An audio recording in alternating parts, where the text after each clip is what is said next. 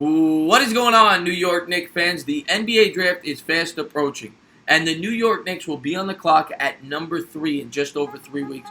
And this is going to be an imperative draft for the Knicks. It's the first time we've been this high since Patrick Ewing. We have the number 3 overall selection, and quite frankly, we cannot screw this up. Now, some people seem to think we could certainly trade this pick for Anthony Davis. I'm not banking on that. I think the Knicks stay put. I think they draft a player there at number 3.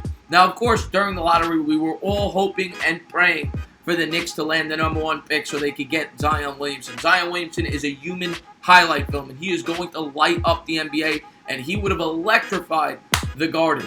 Now, unfortunately, we will not be getting him. We finished with the number 3 pick, and if you look at the numbers, it's kind of where we should have finished. The NBA, of course, changed the lottery rules, and they're trying to eliminate tanking, and it proved to work out this year when the 3 worst teams finished with the 3rd, 5th, and 7th overall picks. So imagine being a Bulls fan, finishing with the 7th pick.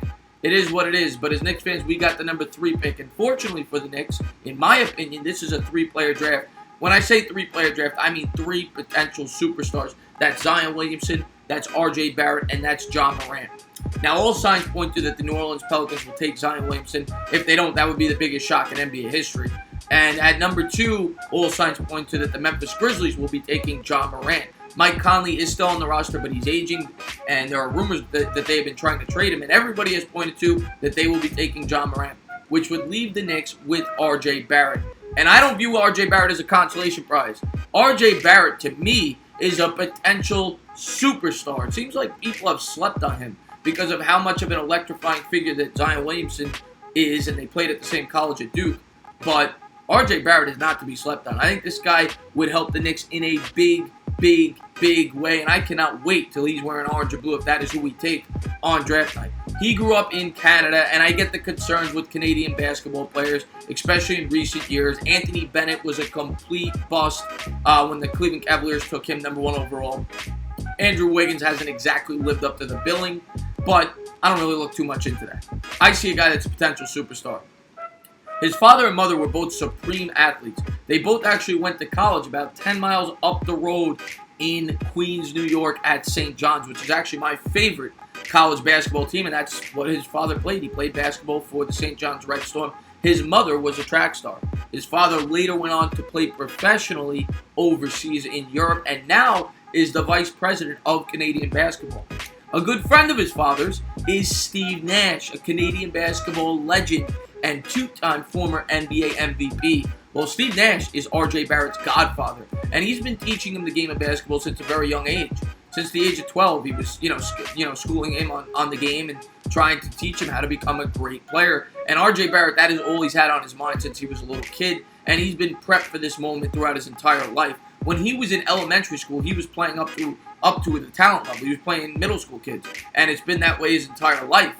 And RJ Barrett is a great player. There's no doubt about it. He is the first player since LeBron James to win both major awards in high school basketball, as well as be the number 1 rated prospect by all recruiting services and win the national championship. No player has done that since LeBron James. He, of course, won Gatorade Player of the Year, which has been won by some of the greatest players in the NBA. I mean, if you look down this list, LeBron James, Dwight Howard, Bradley Beal, Drew Holiday, Kevin Love, Greg Oden would have been great. Of course, he had injury concerns. Andrew Wiggins, Karl Anthony Towns, Ben Simmons, Jason Tatum, Michael Porter last year, of course, who was suffering with an injury. Most of these players are not stiffs. Most of these players worked out to at least be very good NBA players. And I expect RJ Barrett to do the same. Now, RJ Barrett stands at 6'7", 208 pounds. He's capable of guarding the 1 through the 4. Pretty long arms. He has, I think, a 6'10" wingspan. And I've seen many comparisons to RJ Barrett. I've seen Rudy Gay.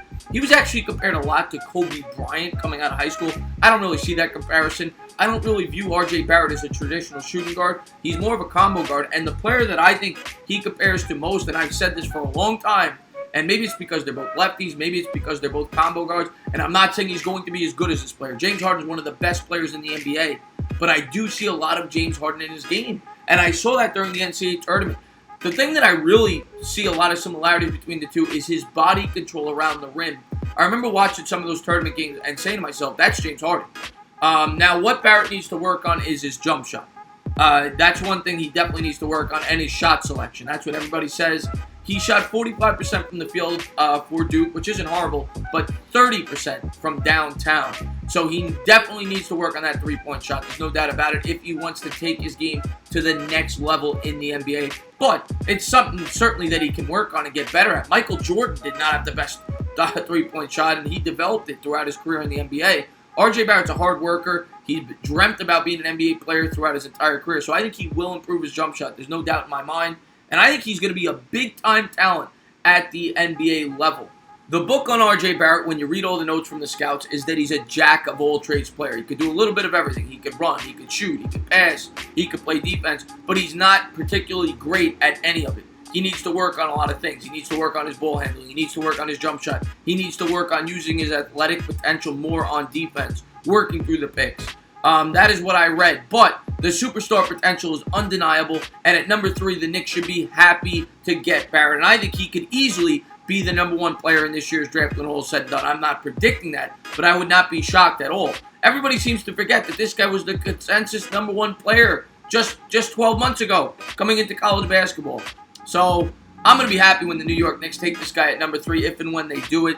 And I cannot wait till draft night. I also think he will fit much better than Ja Morant will if we do indeed bring in Kevin Durant and Kyrie Irving, which we don't know if that's going to happen or not. But if the Knicks acquire a point guard in free agency, RJ Barrett fits better. You'd have 2 players that are both capable of playing the point with Barrett on the floor, but Barrett is more of a traditional shooting guard. Standing at 6'7", he could also play the 3. He has a lot more versatility to his game than a Ja Morant. As good of a natural point guard as Ja Morant is, and I think he is going to be a superstar at the NBA level. I would have been very happy if he ended up on the Knicks.